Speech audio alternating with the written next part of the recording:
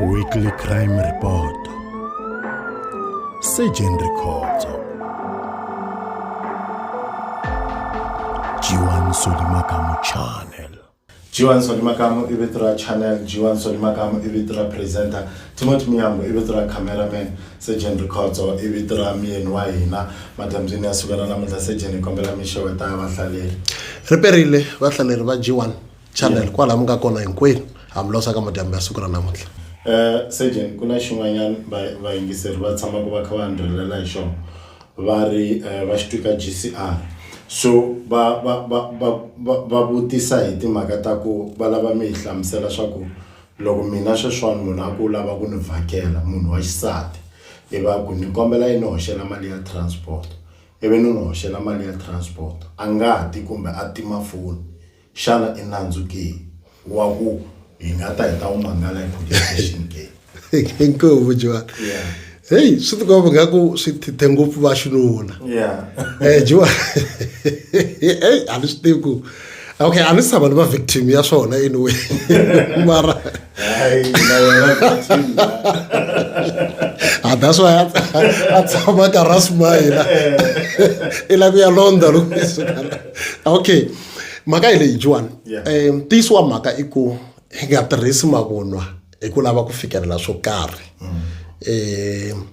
hi ngo hlamula hi ku ya hi leswi mi nga vutisa swona mara swi fana loko sweswi no fika ni ku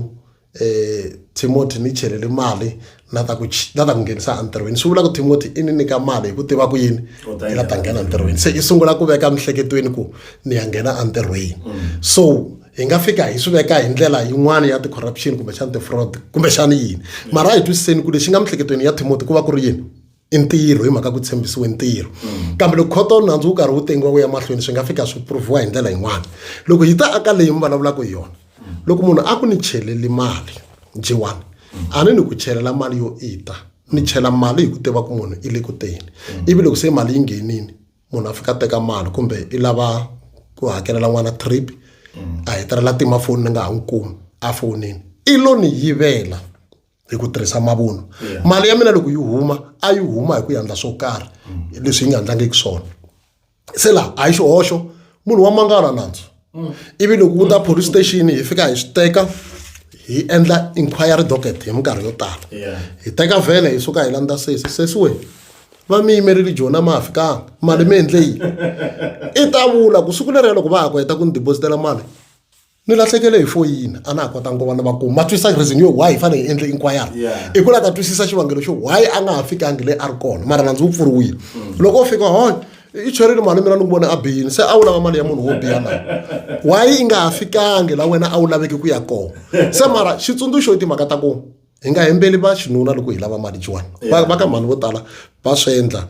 mi ni tiva un'wana ni nga tshama ni tirha na yena 1500 famba va hlangana ka Facebook swi tala ku humelela ngopfu vanhu lava va hlanganaka na vanhu aka swiyenge swa mabulu a wu n'wi tivi and sometimes u kuma ku i khichata na n'wanuna mi vula na baby a na wu swi tivi va fake profile picture ya yini ya n'wansati loko i lo veke mali yi famba i ya kuma ku i n'wanuna munhu luya i ta va ri kahle i ta va nga ri kahle se that's why ku nandzu wa pfuriwa wu tlha wu lavisisiwa loko court kumbe prosecutor on standby o vula ku famba ni mi ya khoma munhu yaloye hi le ku teni squeeze ta ya khoma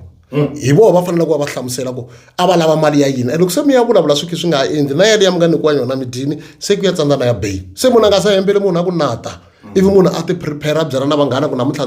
ta famba early ve le ku teni a fika tshama munhu a tlha fika ngati swi va swi nga ha tsakisi hi hemberiwile ku tlanga mihleketo ya vanhu van'wani mara hi tlha hi dyeriwa na timali andzeni se a swi kahle na vavanuna loko ku ri ku va cheleriwa va hembela vavasati ku vata na hina a hi khomisiweni hi ku hi va dyele mali i ntiyiso walowo a hi xihundla swa twala swinene ene leswiya swa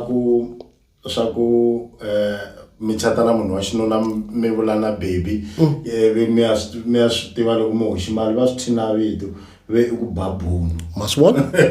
so i fraud leyi se yi nga fexeleni ngopfu ene ti-extortion sweswo hi swo mhaka sweswi vafana lava ma ha yi kombisini leya bunu leyi Jiwan I think yi la kumeriwa siku ku yele ka K ma vona muganga leya ka K kun'wana mori ya ndleve K Mzilela na kun'wana kwalaya ko 14C ku ya hi nongonoko lowu va nga hi nyika wona lava va nga ku lavisisiweni siku rata hi ta va hi tshame kwana i ta swi recorda Timothy